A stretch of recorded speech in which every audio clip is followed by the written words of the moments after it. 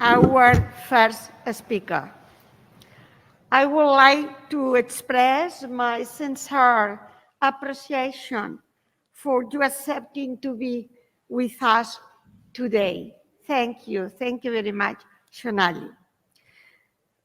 Yes, Our good morning. desire was to celebrate this 10th anniversary with a return to business as usual, to our international meetings and social relations in person, and to being able to embrace our friends when we meet again.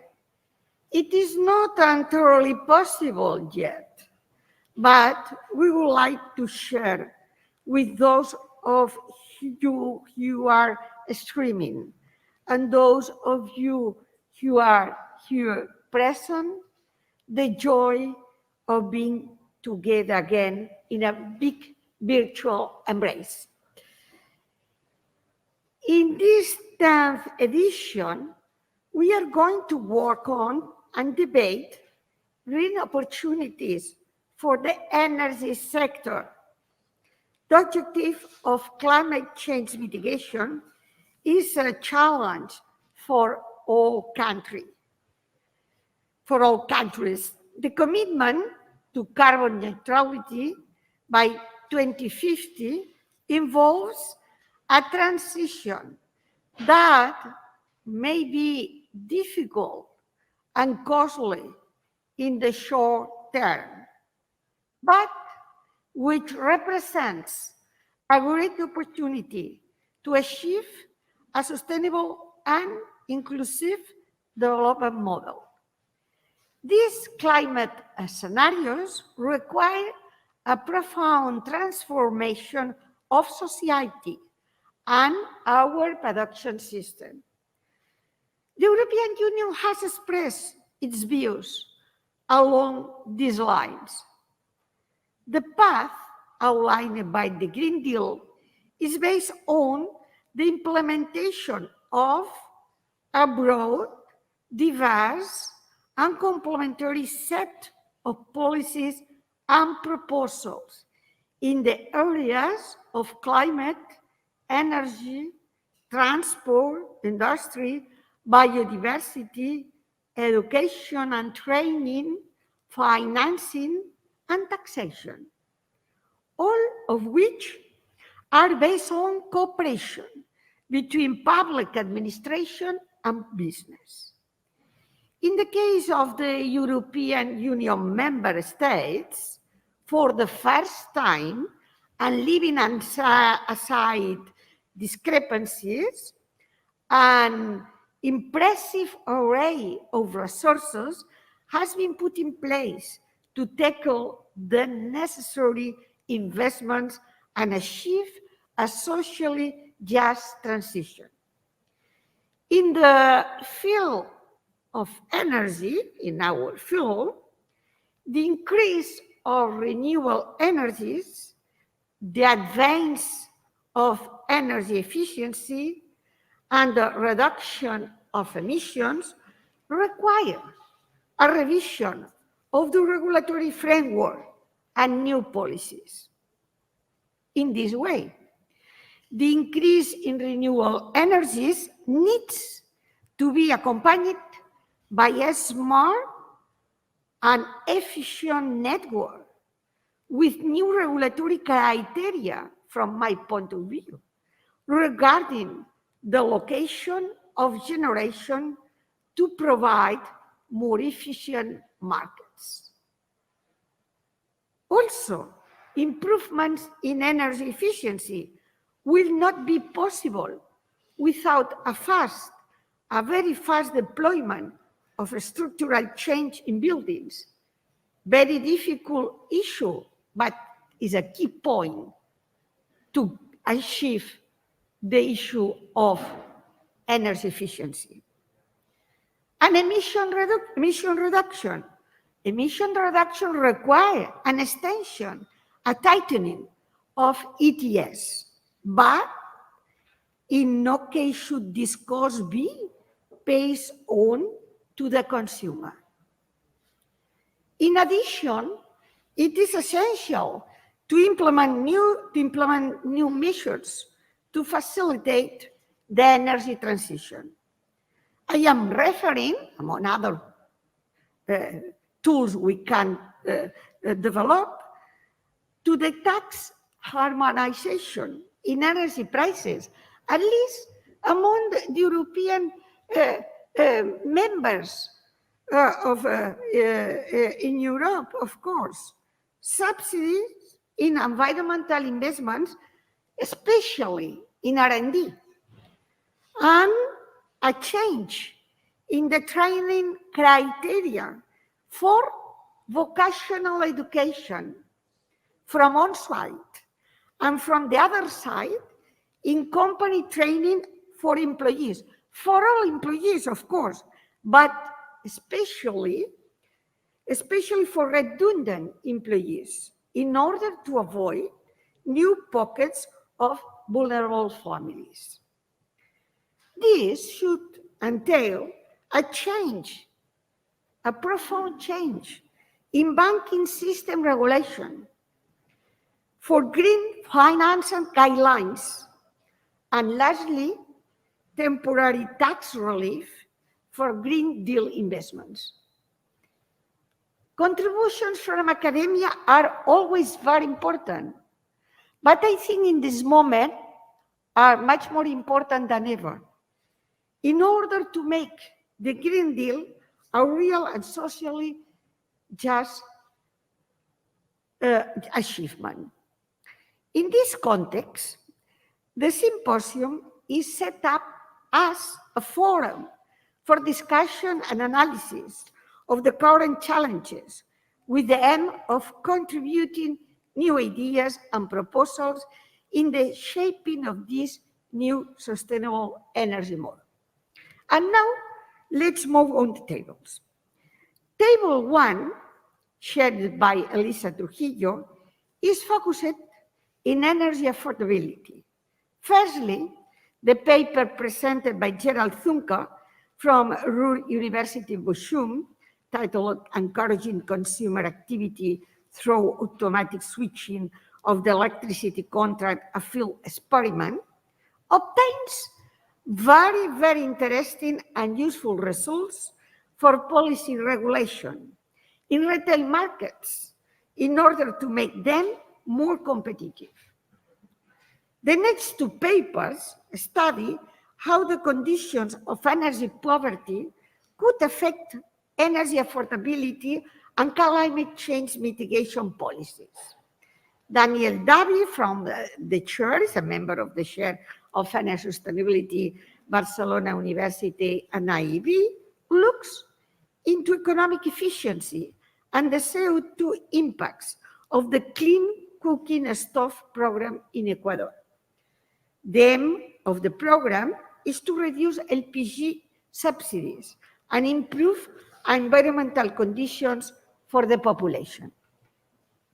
And Federico Accursi from University of Navarra analyzes the determinants and incentives of households in rural areas of Guatemala to connect to the electricity grid, placing a special emphasis on the role of connection reliability and affordability. The speakers of the second table, shared by Paulina Beato, will debate green markets. In this vein, the research of Tore Hamas from Copenhagen School of Energy Infrastructure is an empirical study on the transmission of risk signals between green asset markets and commodity markets, including oil or natural gas, to precious metal markets. Maria Eugenia Sanin from University of Paris-Saclay, the second speaker of this table, explores the role of the free allocation of European allowances in the European emissions trading system on the crude steel industry, emphasizing incentives for decarbonization in this sector. And Ronald Wiseman from Erasmus School of Economics studies US municipal bonds to examine whether mitigation and adaptation initiatives to address climate change risks are recognized or accepted in financial markets. It's a new challenge. The last table addresses sustainable solutions. We have the invaluable presence of Andreas Loscher as chair. Thank you. The first paper presented by Victor Kahn from called the Mine Paris Tech studies the impact of residential energy retrofit investments on energy expenditures and carbon emissions in France. Next, Kinga Szorzeska from ZEW of Mannheim, a member also of Chair of Energy Sustainability, Barcelona University and IEB, analyzes the direct and indirect effects of a subsidy program targeting environmental investment for technology adoption and environmental R&D expenditure in Dutch manufacturing companies between 1999 and 2011. The results show that the environmental subsidy program stimulates environmental investments for technology adoption and environmental R&D expenditure. And finally, Jorge Uribe from Open University of Catalonia proposes a novel methodology to set the price of insurance contracts for renewable energy generation projects, focusing on managing the risk associated with weather conditions and when there is a lack of long historical financial records. Finally, I would like to express my gratitude to keynote speakers, Professor Shonali Pachauri and Benjamin Sabakul, who will be in charge of the closing session. And now it's my pleasure to present Shonali. Shonali Pachauri is the research group leader of the new transformative institutional and social solutions research group in the Energy, Climate and Environment program at the International Institute for Applied System Analysis in Vienna, Austria. She was also professor at the Yale School of Forestry and Environmental Studies. She holds her PhD from the Swiss Federal Institute of Technology in Zurich and her master from University College London.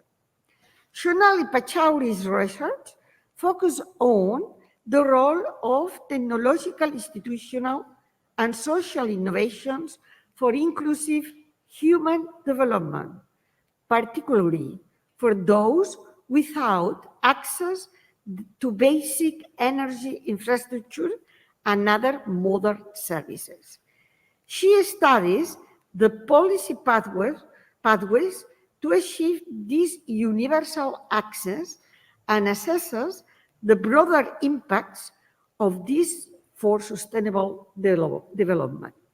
She has published extensively on these topics, both in the form of peer-reviewed scientific articles and policy briefs. Her works had been cited almost 10,000 times. Shonali Pachauri is a lead author for the IPCC report and was a coordinated lead author for the Global Energy Assessment. She serves on the Science Advisory Panel for the Climate and Clean Air Coalition and on the advisory group for the International Network on Gender and Energy. Thank you very much, Shonali, for accepting to be the keynote speaker in this 10th symposium. Shonali, the floor is yours. Thank you, Professor Costa, and good day, good morning to all of you over there. It's my great pleasure to be able to give this keynote speech and to start off the symposium. I thank the organizers and the University of Barcelona for giving me this opportunity. I'm going to try and share my slides. I'm going to open them now and hopefully that works. I think it's taking a minute or two, but anyway, I will start already to say a little bit about what I'm hoping to present. So my keynote speech is on universal access to modern energy services, development imperative, and climate opportunity. And largely what I want to cover during the next few minutes is really explaining a little bit about how there are huge inequalities today in terms of access to energy services and what this really means for welfare for people around the world, and also how this links to the issue of climate change. So today we know that we are living in a world where energy services are really the engine to modern life. We know that energy is fundamental to all aspects of living. And even so, we live in a world where energy access and use is very inequitably distributed. So about 1 billion people are without access to electricity, over 3 billion without clean cooking access, and the average use of modern energy in the developed world is 10 to 20 times more that in least developed nations. We also know that our existing fossil-based energy systems are damaging to the environment, damaging to human health, and to people, to crops and biodiversity. And therefore, we cannot continue with the existing system that we have. As has already been alluded in the opening, we need transformation. Unfortunately, historically, we've seen that energy transitions have occurred at a very slow pace. And therefore, this is a big challenge to society today because we need unprecedented rates of transformation by 2030, 2050 in order to avoid the most dangerous impacts of climate change. We also know that investments for power and electric infrastructure have a long lifetime and are also expensive. And therefore, in terms of financial sector, there are also challenges associated with this transformation. So as I mentioned at the beginning, we are living today in a world of extreme disparities when it comes to energy use and emissions. And I want to dwell on this in a couple of slides in what follows. This is a map that many of you may have already seen, may be very familiar with in any case. It's basically average energy use per person by nation, showing you the differences across the globe. And what is very evident is, of course, the fact that there are parts of the world where there is kind of energy abundance, and then there are other parts of the world where there is energy poverty. And these areas, of course, are not uncorrelated with areas of general poverty and low economic development. So, of course, we know that energy is highly correlated with development, and therefore, in order to really give the opportunities for development to all of the world, we really do need to provide access to modern energy services everywhere. In recent research, we've also seen that basically the inequalities in energy use are not just spatial, they're across people. And we know that amongst the poorest population, the lowest 40% uses less than 10 gigajoules per capita and contributes about only 10% of global energy use, whereas the top 10% of population uses over 200 gigajoules per capita and contributes to over a third of total energy use. And these inequalities in energy, which are depicted here in the graph by a Lorentz curve or a series of Lorentz curves, actually show very clearly that in certain end uses of energy, in particular those for transport, the inequalities are even more extreme. So, in particular, for air transport or land transport, it's really only the top 30% of the population that uses most of the energy associated with this end use. Of course, these inequalities in energy use are then also mirrored in inequalities in terms of greenhouse gas emissions, cumulative greenhouse gas emissions. So, what this graph from Oxfam really shows is the disparities in terms of the greenhouse gas emissions across populations. And what's again very, very clear here is that in terms of total cumulative emissions over the period from 1990 to 2050, we see that the poorest 50% really account for, about less than 5% of cumulative emissions, whereas the richest 10% account for almost half of that.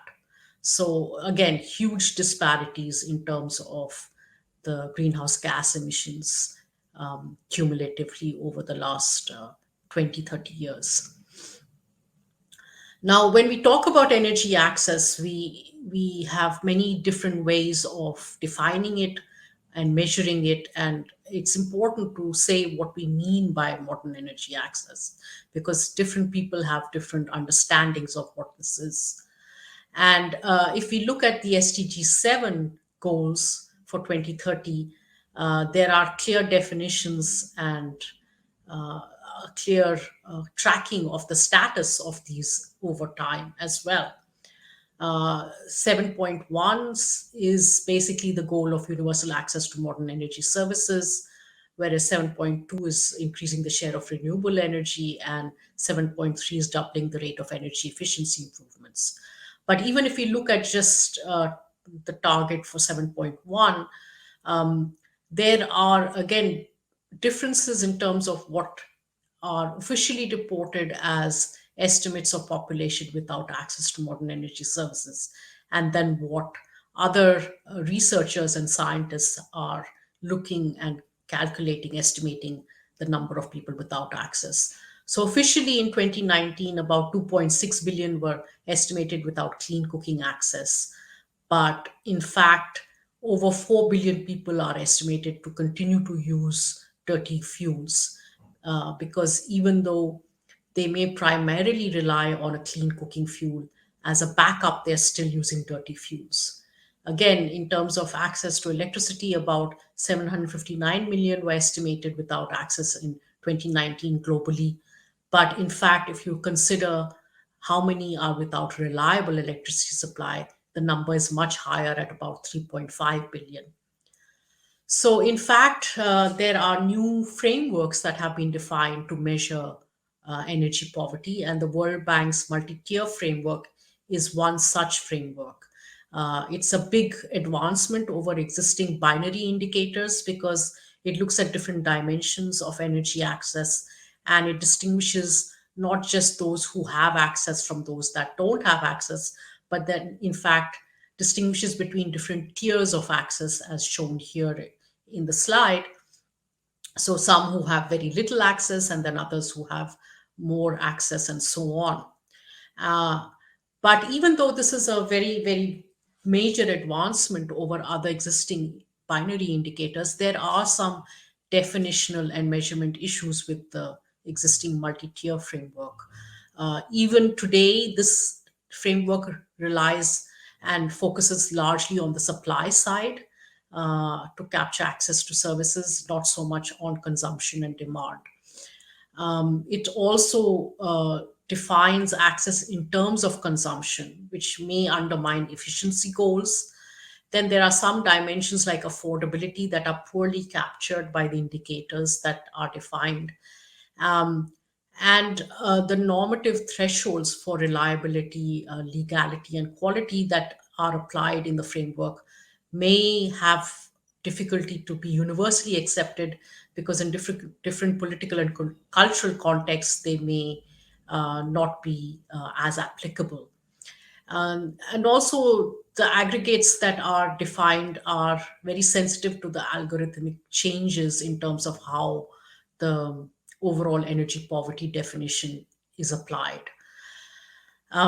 So, as an alternative, we have defined another framework, which we call the alternative framework. And this basically builds on the multi tier framework, but simplifies it and refines it further in some ways.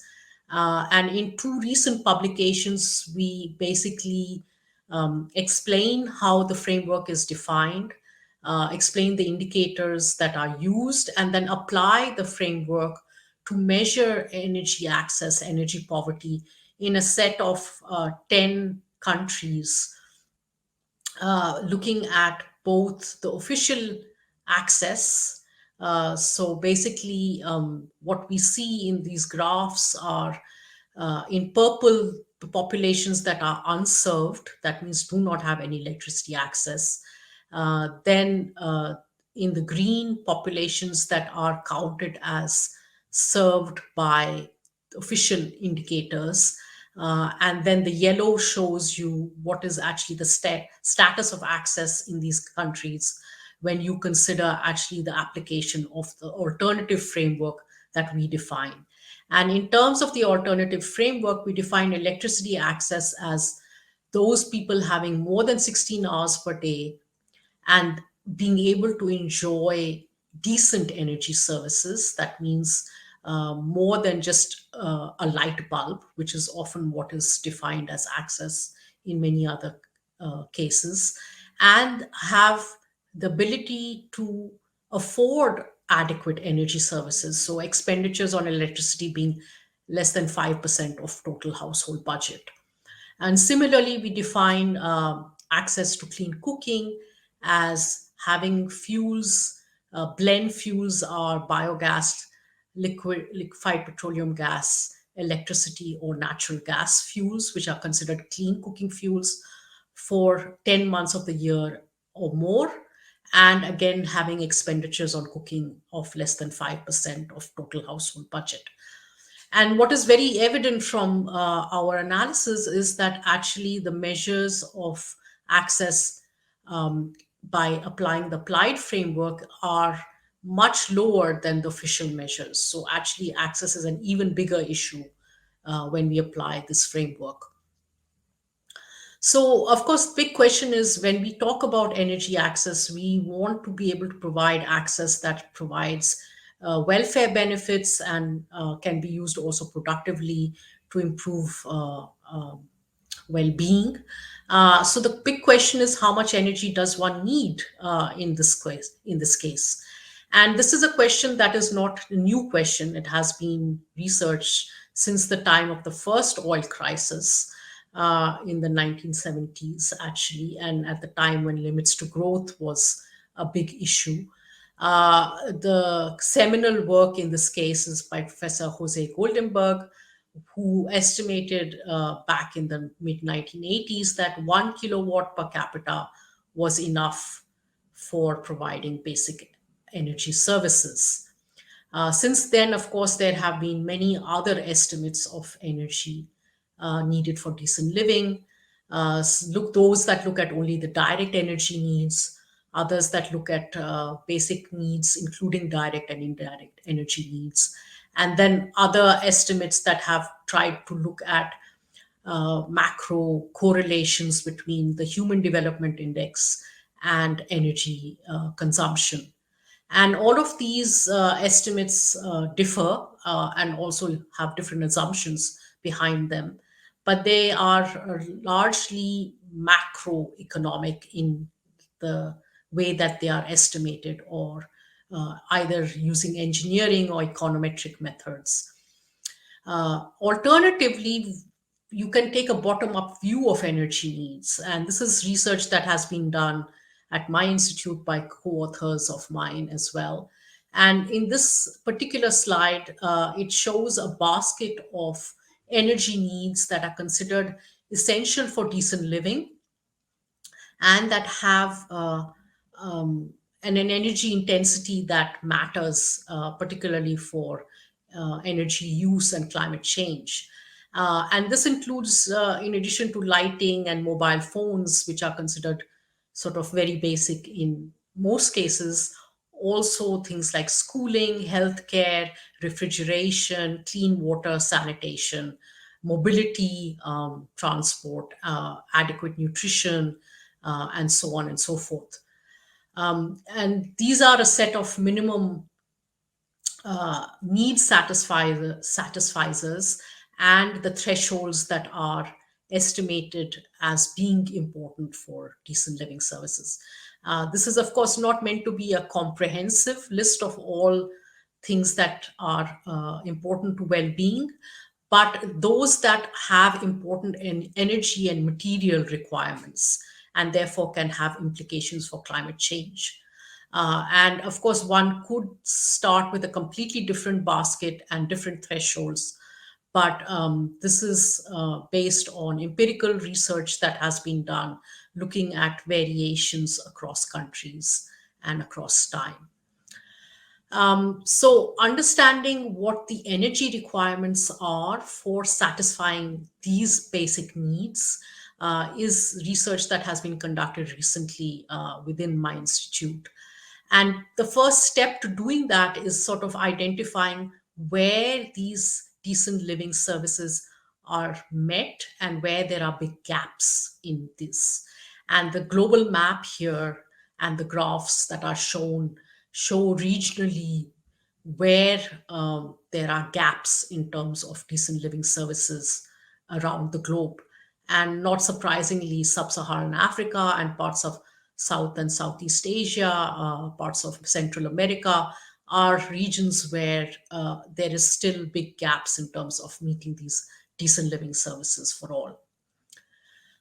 So in terms of the energy requirements, both the energy for building the infrastructure for providing these services, as well as the running energy for this have been estimated in our research. And basically, for provisioning of all the infrastructure, for shelter, for public transport, for roads, for schools and hospitals, and so on and so forth, to provide these services in regions where they don't exist, is of the order of 12 exajoules until 2040.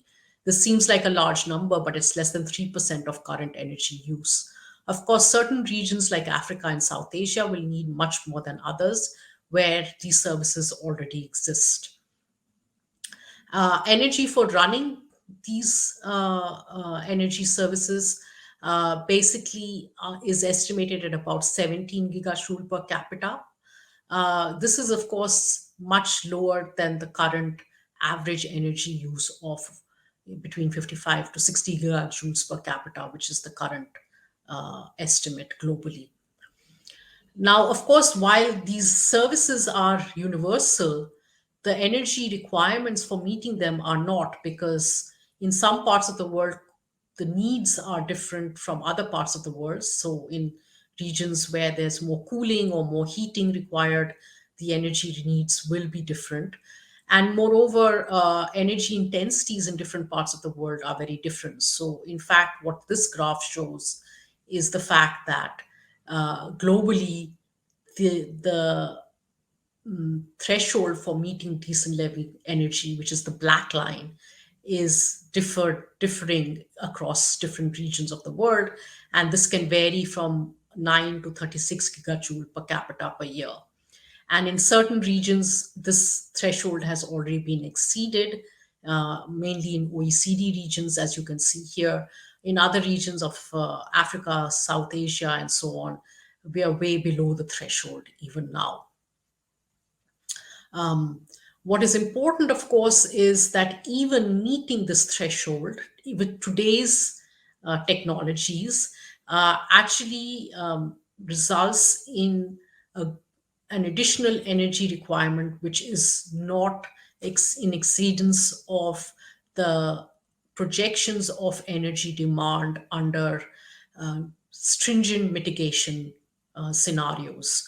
So, in other words, the important takeaway from this research is that providing universal access to energy services is not in any way going to harm the climate any further, and basically can happen within the existing amount of energy that is available globally. But of course, there is redistribution required in order to provide everyone with the same basic energy services at a minimum.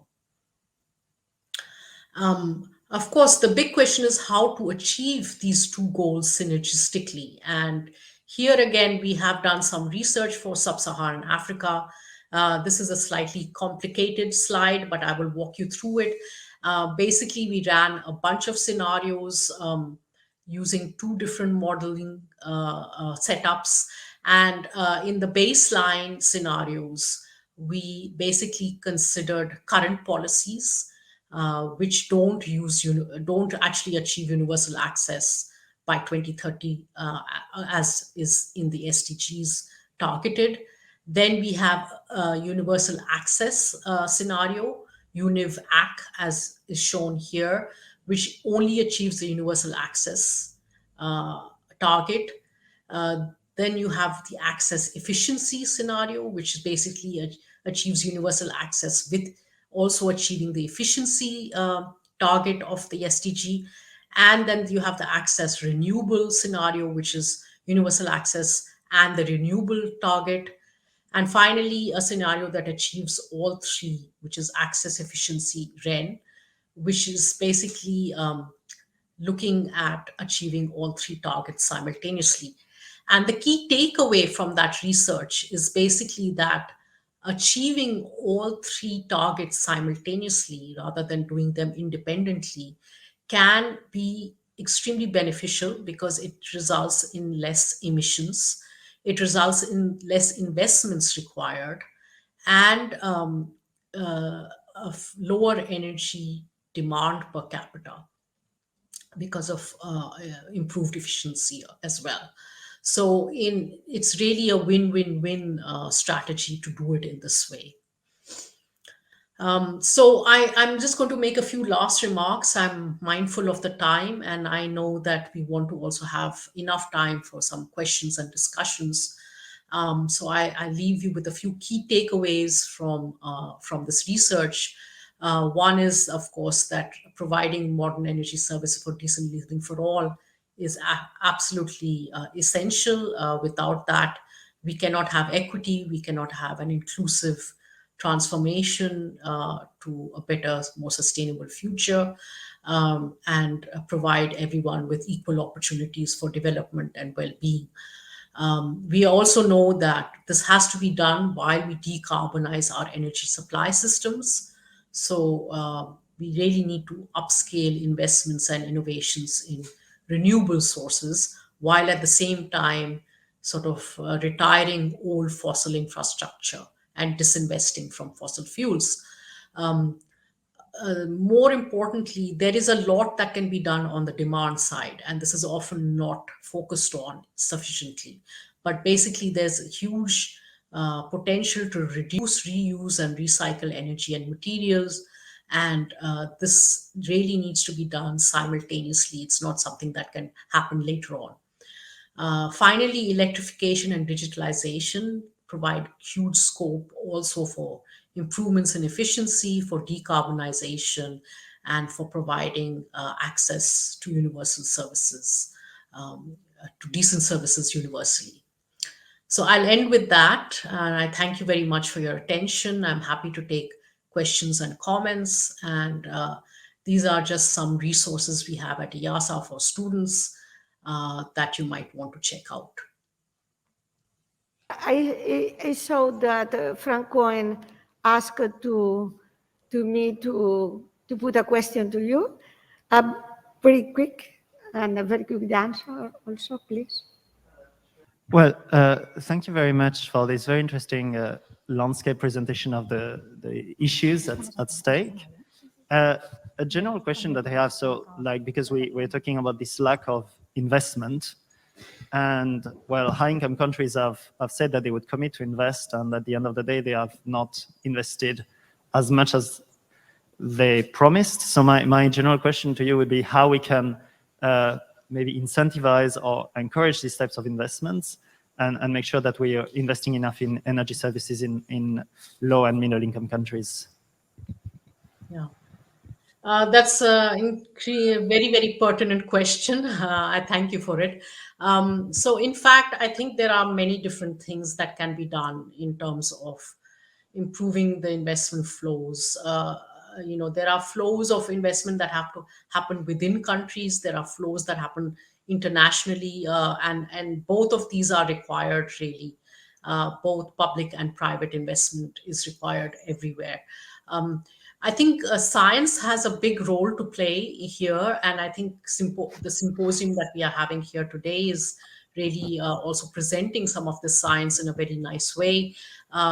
In fact, we know that a lot of the analysis that is done in terms of looking at the costs and benefits of different investments and infrastructure developments are incomplete in a sense, because they don't look at many of the externalities that would happen if those investments were not in place, or if other investments were made instead. And I think that's a big role for informing policy, to really explain what the impacts, both in terms of health, in welfare, in productivity, that those investments can have. There's also a need for mobilizing internationally more finance to those regions and those areas of the world where there may not be enough internally to do those investments. So, I mean, I think that the kind of two-pronged strategy is required in this case. One is more science and innovation, to explain what are the opportunities for investment, what are the benefits of those investments, not just the costs, but really looking at the benefits in a wider sense. And also then